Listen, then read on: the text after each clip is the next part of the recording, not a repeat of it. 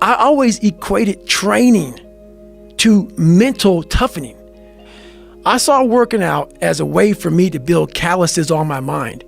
I had to callus over the victim's mentality. We're all, a lot of us are going through a hard time in life. Some people have been bullied. Some people are just stressed out. Some people are insecure. Some people are fat and overweight. And the world puts a lot of this shit in your mind. It's not just you. Yeah, you help it. And my whole thing is about, I had to develop a mindset that was indestructible. I had to armor plate my mind. And it's about what you're saying to yourself, but it also comes with work. So whenever I was getting beat down, physically, mentally, spiritually, whatever I was going through, just saying, I would put, you can't hurt me. Can't hurt me just became a message. I would say to myself. A lot of people, when they think about working out, they think of it as being a physical thing. Right, no. I did it for mental. Yeah. People always say, my God, like, no, don't look at it like, I didn't care about losing weight. I didn't care about being the fastest person. I wasn't making the Olympics. I wasn't going to pros. I could barely read and write when I was in a junior in high school. I wasn't going anywhere. I saw working out as a way for me to build calluses on my mind. I had to callus over the victim's mentality. So I always equated training to mental toughening.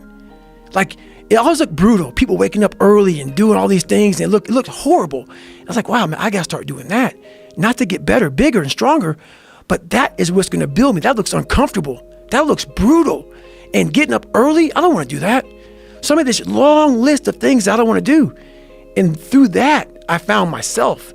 I started, I'm like, you guys aren't doing this shit in high school. You guys aren't getting up at 5 o'clock in the morning, running over here in this golf course. So I started seeing myself very differently than the average human being. I was like, hang on a second. I have something they don't have. And that's when I started to develop these things through working out. It was this great, never-ending work ethic. And through work ethic, I developed self-esteem. I look at it as psychological warfare. And that's where I started learning that life is one big psychological warfare that you play on yourself. You play on yourself, man. The most important conversation I ever had is with myself. And the shit I was telling myself was so fucked up. It was so wrong. It was so misguided. And other people start to write that dialogue for you also. And it starts to be what you say to yourself every single day. And I started creating a whole nother warfare. A whole nother battle started becoming. I was like, oh, hang on a second, Goggins. You have these tools. You have these tools. Your life was basically the perfect grounds for training for where you need to go in your life. All the beatings, all the bullying, all the, you going through learning disabilities, all the struggles. It was the absolute perfect training ground for you to go to where you need to go. And that's how I started looking at my life versus woe is me, poopy pants, kick a rock down the street mentality. It was, nah, God just hooked you right the fuck up. He hooked you right up, man, with the perfect place. You were training for the first 18, 19, 20, you were training for this stuff, man. You have the advantage of everybody else versus, my God, they're so above me. They came from a great family. Mom and dad love them. They didn't have to learn, they didn't stutter, they didn't struggle. No, man, your struggle is what made you who you are now. So I started flipping this into a whole different, I started being a master of what I was scared of. I was scared of my mind. And I became literally a master of that mind. And that's what from now on, it sets me apart from most people. I started diving into that. I believe that most human beings are only living at about 40% of their capability. We have a factory, a nice governor in our brain, and it's the survival mechanism. It protects us from pain and suffering. The second we feel that shit, our mind says, oh no, this isn't fun. We should back off. We should sit down, find something more comfortable. And there's something about the mind. The mind has the tactical advantage over you at all times. At all times of your life, the mind has a tactical advantage over you. Why is that? It knows what you're afraid of.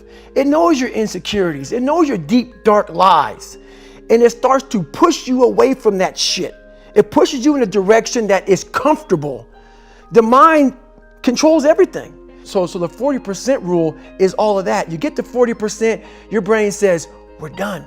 Let's roll, man. This is starting to get painful. This is uncomfortable. So you sit down.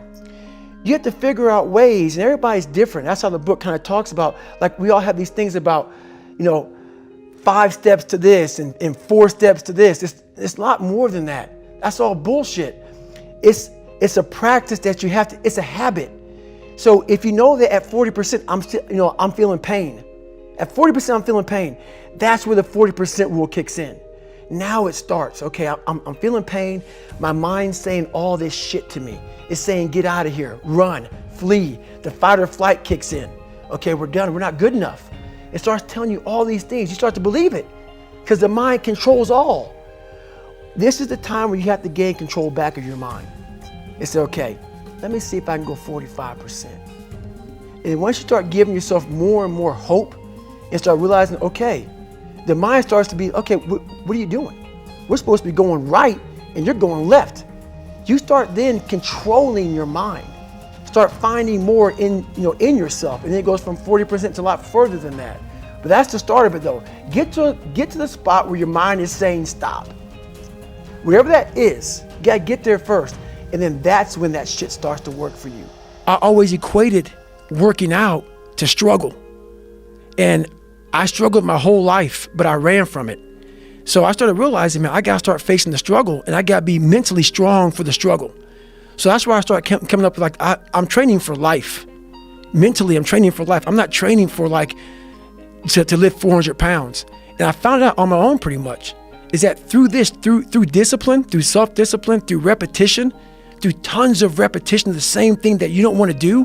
And that's the key thing.